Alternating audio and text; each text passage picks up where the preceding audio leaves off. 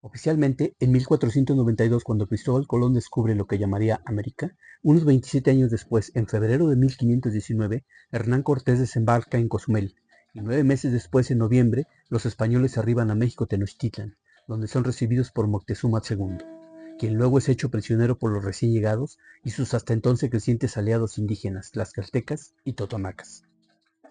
Se cree que México Tenochtitlan se fundó allá por el año de 1325, pero más de 10 años después, quizá como resultado de una división tenochca, otra tribu mexica se separa, asentándose a solo unos 4 kilómetros de Tenochtitlan.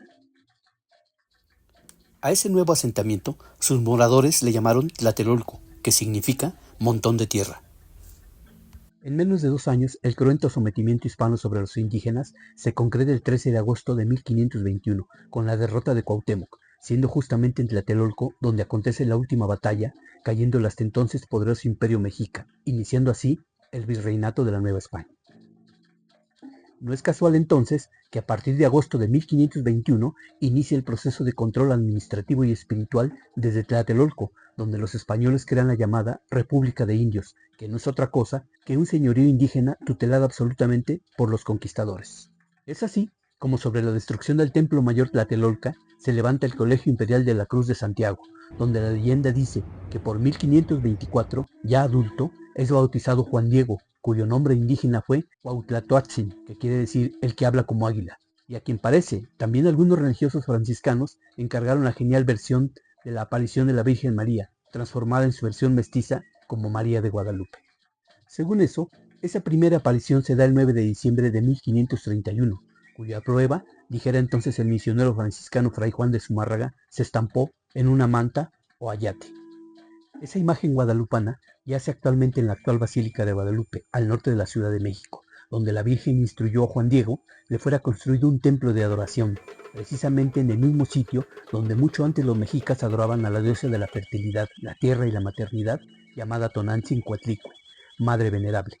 por lo que al parecer esa adoración anterior facilitó la aparición divina usada como punta de lanza para la evangelización no solo de México, sino de una buena parte de la nueva tierra americana.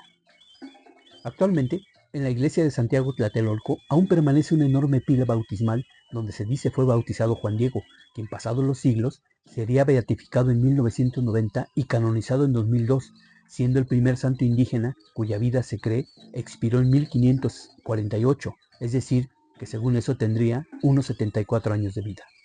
Sin embargo, la versión contrapuesta a la existencia del indio Juan Diego y con él el de la propia Virgen la dio precisamente entre 1995 y 96 el religioso católico Guillermo Schulenburg Prado, quien fungió 33 años como abad o administrador de la Basílica de María de Guadalupe, imagen cuya existencia cuestionó no así su arraigada devoción mexicana a la Virgen guadalupana. La actual Basílica de Guadalupe funcionó como abadía 245 años, de 1751 a 1996, para luego ser convertida en un rectorado del Santuario Nacional de la Virgen de Guadalupe, como el resultado del cuestionamiento y del enfrentamiento del abad Schulenburg con el entonces arzobispo cardenal Norberto Rivera Carrera, quien terminó despidiendo a Schulenburg, que murió el 12 de julio de 2009 y cuyos restos yacen precisamente en las criptas subterráneas de ese Santuario Nacional guadalupano.